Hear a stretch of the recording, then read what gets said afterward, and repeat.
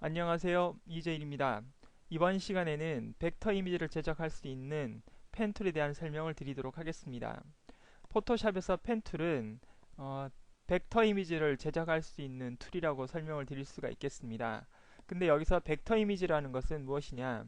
벡터 이미지란 앵커 포인트와 세그먼트, 쉐이프로 이루어져서 이미지를 변형을 해도 깨지지 않고 해상도에는 전혀 상관이 없게 만들 수 있는 그런 도구 툴이라고 생각을 해주시면 되겠습니다. 자, 그럼 먼저 그 펜 툴로 패스의 구조를 어떻게 만들 수 있는지 설명을 드리도록 하겠습니다. 여러분들은 파일에서 새로운 창을 하나 열어주시고요. 사이즈는 여러분들이 원하시는 사이즈로 해주시되 백그라운드 컨텐츠는 화이트 값으로 해주시면 되겠습니다. 저는 600에 400 사이즈로 제작을 하도록 하겠습니다. 자, 되셨다면 펜 툴을 누르시고요.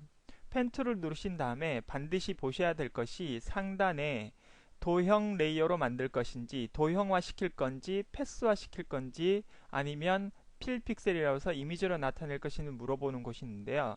일단 저랑 설명을 들으시기 위해서는 두 번째 나와 있는 패스를 선택을 해 주셔야 합니다.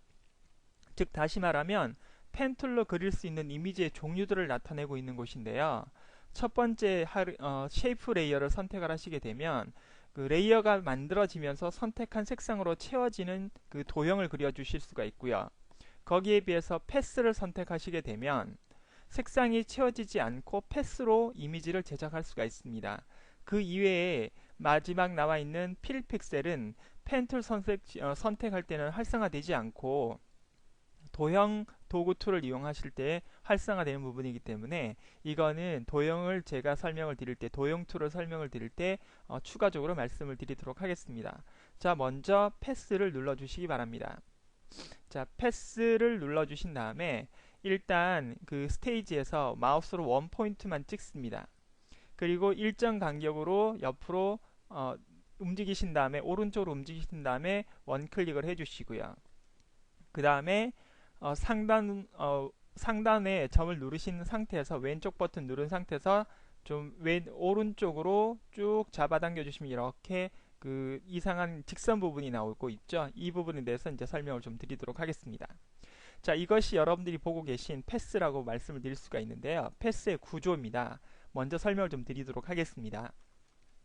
첫 번째, 여기 점 부분이 보이실 겁니다. 이 점 부분을 우리가 앵커 포인트라고 해서 펜 툴을 클릭을 하면 직선 앵커 포인트가 생기기도 하고 지금처럼 두 번째 포인트처럼 왼쪽 버튼을 누르신 상태에서 잡아당기시게 되면 핸들러에 의해서 곡선 앵커 포인트가 생기는데 뭐 구별을 하자면 직선 앵커 포인트, 곡선이라고 할 수 있지만 둘 다 앵커 포인트라고 말씀을 드릴 수가 있겠습니다. 그 다음 나오는 부분이 있는데요.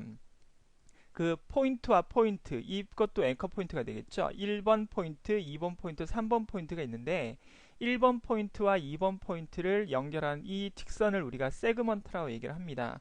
마찬가지 2번과 3번을 나타내고 있는 것도 마찬가지 세그먼트인데 이거는 곡선 세그먼트, 1번과 2번은 직선 세그먼트라고 알아두시면 되겠습니다.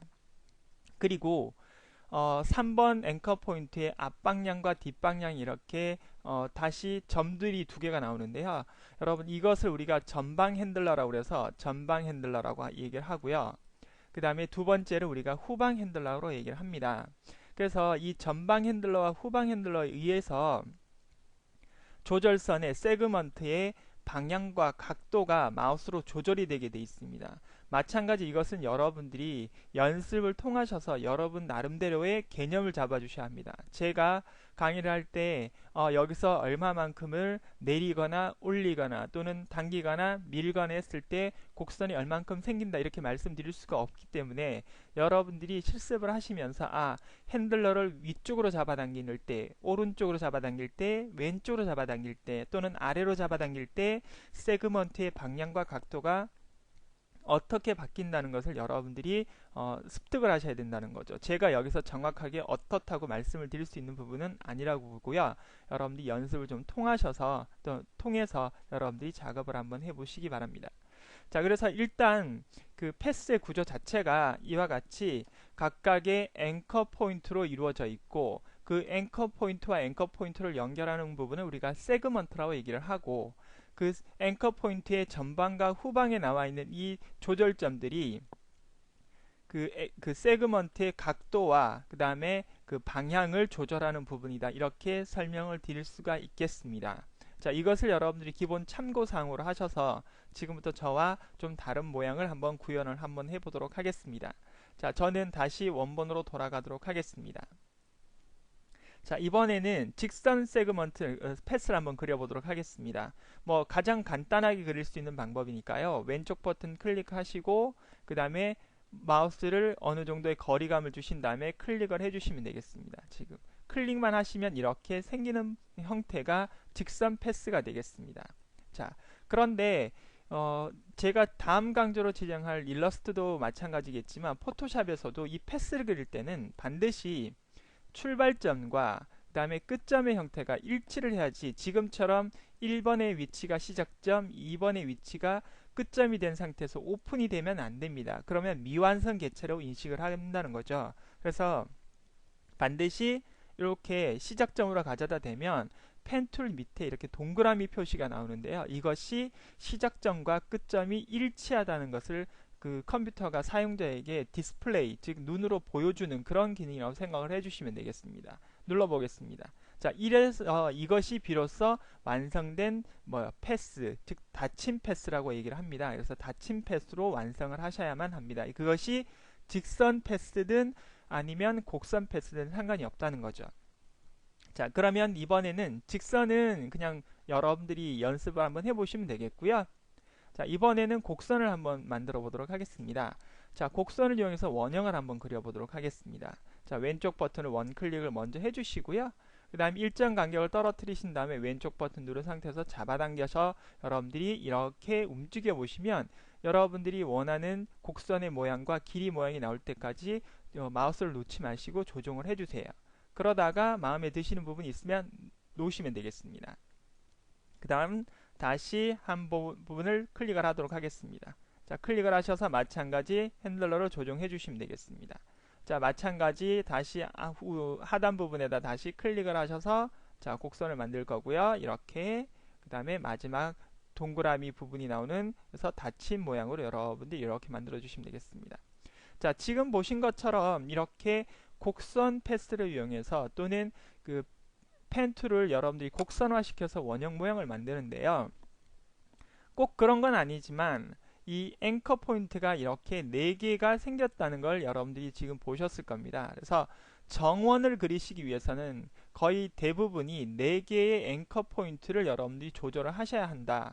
좀 말을 좀 바꿔드리면 이 앵커 포인트와 앵커 포인트의 최대 유효각은 90도를 이용을 하시는 것이 가장 좋다라고 말씀을 드릴 수가 있겠습니다. 그래서 360도의 원형을 그리기 위해서는 반드시 4개의 앵커 포인트가 필요하다는 사실을 여러분들이 기억을 하시면 되겠습니다. 그래서 지금 제가 펜 툴에 대한 구조와 즉 패스에 대한 구조와 그 다음에 그 구조를 이용해서 직선과 곡선 패스를 그리는 방법에 대해서 설명을 드렸는데요.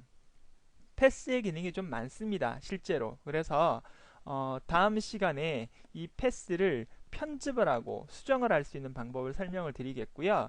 그 다음 그 옵션 바 위에 있는 이 명령에 대해서도 좀 추가적인 설명을 드리도록 하겠습니다. 강좌를 네이버에다 올리다 보니까 또는 유튜브에다 올리다 보니까 10분 이상은 올라가지가 않아서 강좌가 어쩔 수 없이 10분 단위로 간략하게 제작이 되다 보니까 부족한 점이 상당히 많습니다. 사실은 한 20분이나 30분 정도 하면 정말 디테일한 설명을 해드릴 수 있는데 그것을 하지 못하는 게 좀 개인적으로 아쉽긴 한데요. 다음 시간에 그 부족한 부분을 파트 1번, 2번으로 나눠서 설명을 드리는 걸로 하겠습니다. 자, 오늘은 여기까지만 하겠습니다. 수고하셨습니다.